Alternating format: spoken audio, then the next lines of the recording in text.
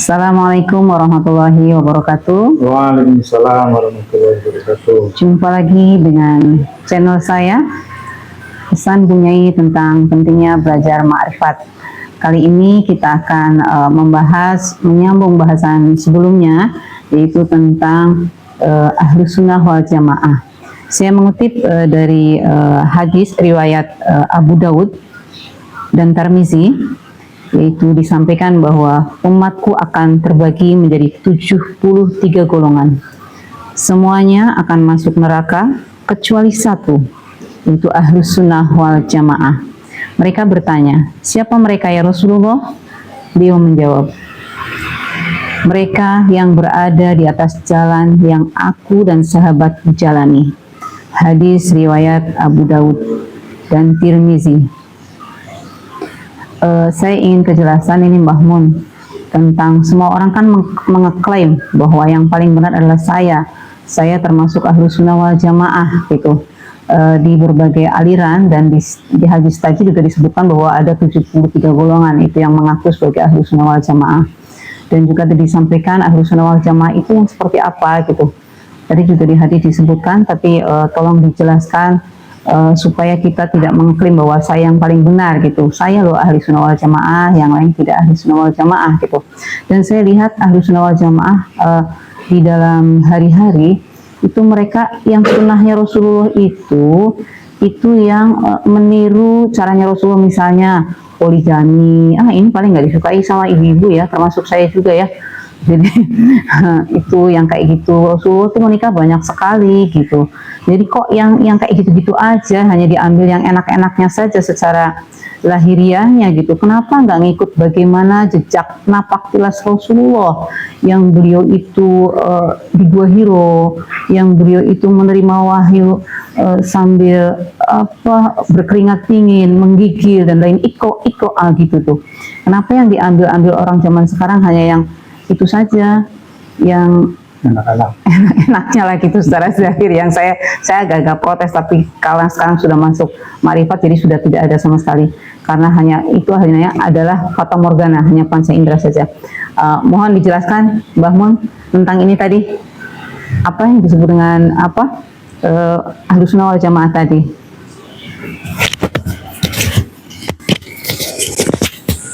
Terima kasih. Assalamualaikum warahmatullahi wabarakatuh. Waalaikumsalam warahmatullahi wabarakatuh. Jumpa kembali dalam sebuah konten kolaborasi antara Pesan Mbah Nyai dengan Mbah Mun Ajat Karimullah, sebuah channel tasawuf ilmiah wa amaliyah.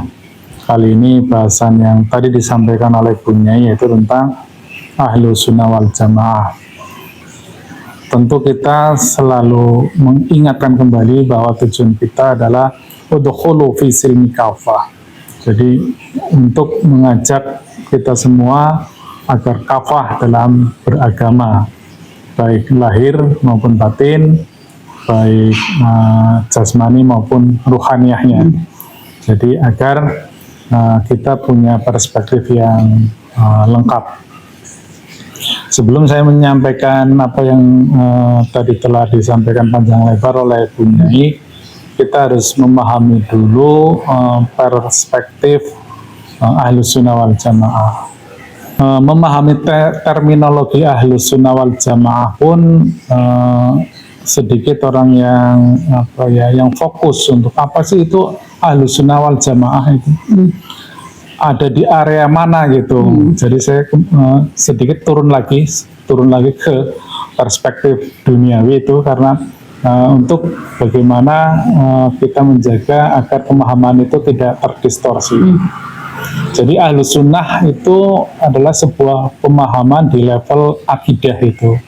Jadi bukan sebuah aliran mazhab, bukan sebuah aliran syariat itu, tetapi pemahaman akidah, yaitu keyakinan. Jadi di akidah itu ada 3 golongan besar, yaitu Jabariyah dan Qadariyah.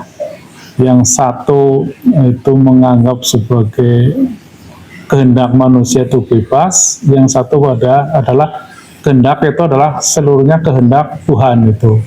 Nah, Ahlus Sunnah itu sebenarnya sebuah pemikiran yang tengah-tengah itulah. Tetapi yang perlu kita pahami juga, kita cermati, terminologi Ahlus Sunnah wal Jamaah itu baru muncul pada abad ke-9.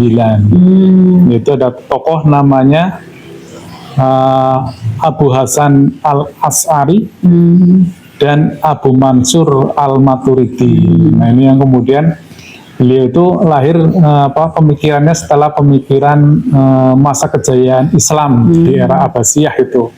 Jadi di sana ada tokoh-tokoh sentral seperti Al-Kindi, kemudian Avicenna, Al-Farabi dan sebagainya. Nah, tokoh-tokoh tersebut menghasilkan namanya aliran Mu'tazilah atau seiring dengan aliran Qadariyah itu. Jadi manusia mempunyai kehendak yang bebas itu. Maka sebagai antitesanya lahirlah aliran Ahlus Sunnah wal Jamaah yang disampaikan oleh Al-Maturidi dan Al-As'ari. Itu sejarahnya gitu ya.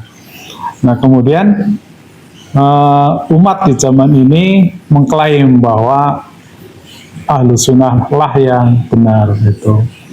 Padahal itu hanya pemahaman di level akidah, di level akal gitu ya. Itu akan terdistorsi pastinya ketika zaman telah berubah. Jadi kembali lagi Bunyai, bagaimana sekarang kita akan mencoba membahas pada level ruhaniyahnya, karena ini yang akan menyatukan pemahaman di